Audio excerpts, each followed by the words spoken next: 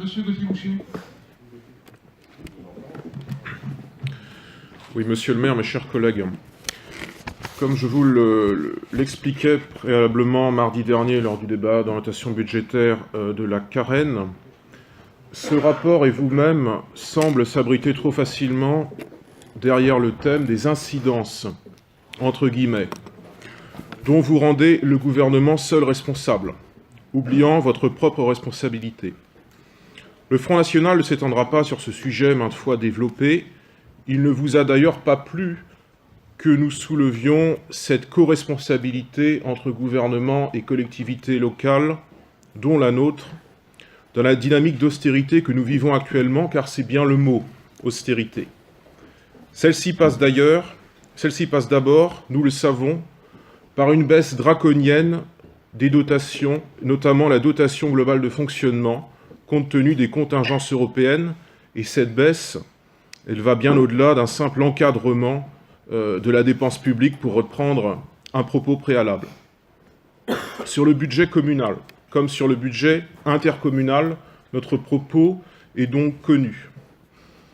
Il ne manque pas d'ailleurs d'être caricaturé par votre majorité.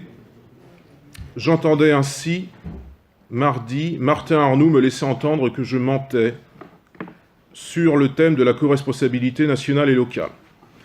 Le FN, pourtant, ment certainement moins que certains à gauche qui, dès cet après-midi, vont probablement critiquer une partie au moins de la politique budgétaire de l'État, en déplorer sans doute les effets sur notre ville, comme ils l'ont fait l'an passé, comme ils l'ont fait il y a 2 ans déjà, alors que le gouvernement était différent, mais qui finalement s'affirmeront comme solidaires de ce budget 2018, parce que faisant partie de la majorité, au sens propre donc, le Parti communiste ne fait pas partie des insoumis.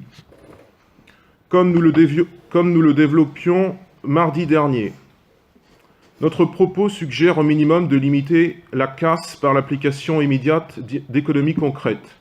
Alors beaucoup d'exemples ont été évoqués concernant l'espace de la Carène, je ne vais pas les citer de nouveau, mais s'agissant de la ville de Saint-Nazaire, nous pourrions avancer de toutes petites économies qui tout de même seraient à faire.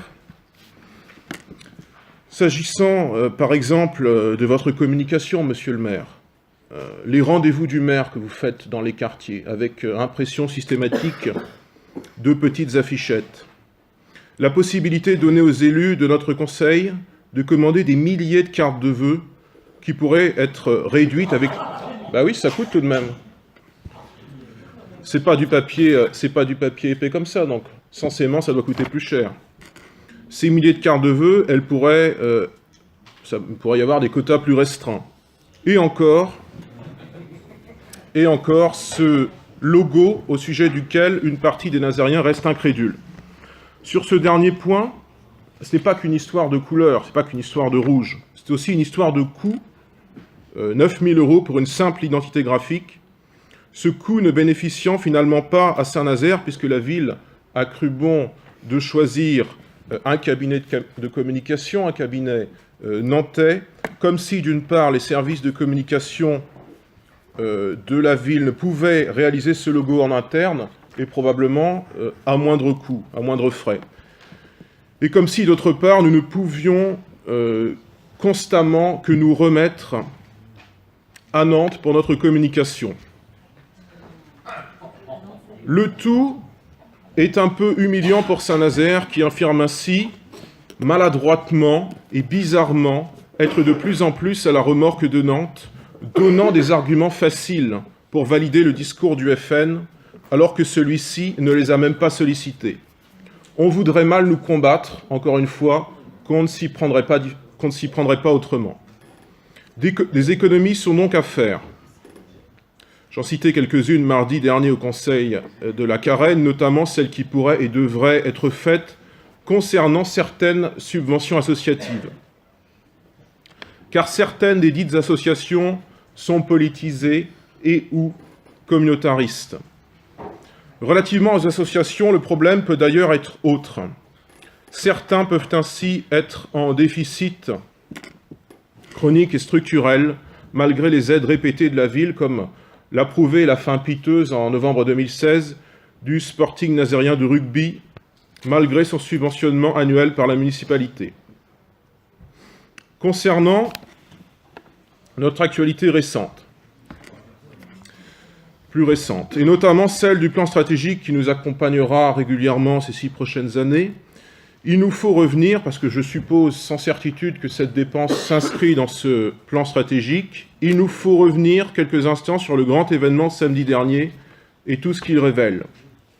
Vous ne saurez ainsi, monsieur le maire, capitaliser excessivement sur le succès du Dragon des mers, dont monsieur Vincent a rappelé le prix, et dont nous saluons certes le lancement réussi et l'annonce prochaine de l'éclosion de son œuf, un bébé dragon.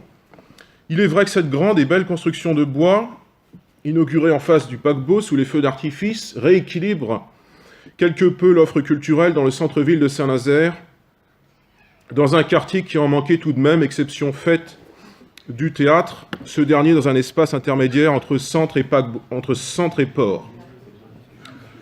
Car oui, le ruban bleu ne serait avant tout, même si c'est ce que vous laissez entendre implicitement, le ruban bleu n'est pas un lieu culturel, mais une galerie commerciale, ce qui n'est pas la même chose, bien que dans l'esprit de beaucoup d'élus, puisque Saint-Nazaire manque d'activité, l'amalgame soit aisé, et que le ruban bleu passe pour un lieu de culture, ce qu'il n'est pas.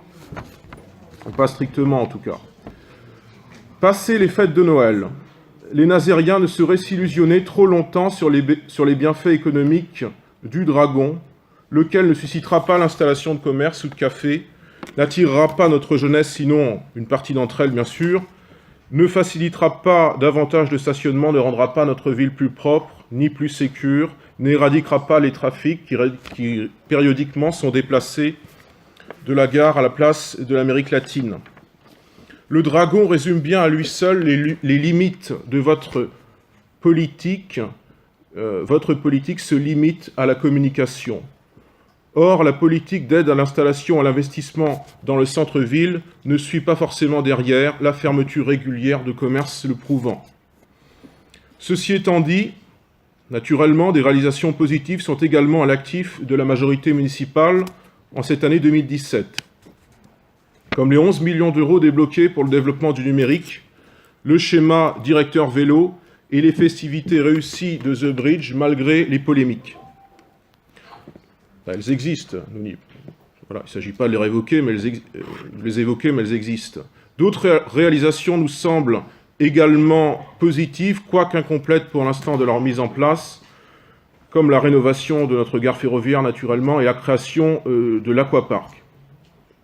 Enfin, plus généralement, votre majorité se grandirait en faisant participer des représentants de l'opposition aux différents arbitrages du budget et à la répartition des crédits. Ce geste ne serait pas très médiatique, mais certainement plus efficace que le coup, entre guillemets, que vous avez cru faire en 2014 en laissant Ludovic Lemerre présider la commission des finances. On a vu ce que ça donnait. Au bout de 2 ans et demi, eh bien, M. Lemerre est parti du conseil municipal, ce qui n'était pas très heureux. Le fait de le choisir comme président de la commission des finances n'était pas très heureux. Monsieur le maire, mes chers collègues, merci de votre attention. Monsieur Boucher, ça va être très rapide. J'ai pas trop l'habitude de commenter le baratin, donc je vais aller très très vite. Là où je suis très étonné, c'est que quand vous parlez, donc j'ai retenu ça surtout, du ruban bleu en tant qu'équipement de la culture, équipement culturel. Alors là, moi, la question que je me pose, c'est... Moi, je dis l'inverse. Et vous nous dites... je dis l'inverse, précisément. On s'en remet trop à Nantes, à propos du logo. Quand vous parlez d'équipement culturel, en parlant du ruban bleu... Non, mais je dis l'inverse. Vous vivez vraiment à Saint-Nazaire. Non, c'est l'inverse. Je dis l'inverse. Vous avez toujours comme lieu de domiciliation un garage... Écoutez, j'habite au 10 rue d'Ypres, appartement 346, chacun peut vérifier. Je ne comprends pas. Hein? Et puis pour finir, plus sérieusement... Après mars 2014, Oui, mais j'y habite quand même. Oui, non, mais... Venez y prendre le café si vous voulez vérifier. Non?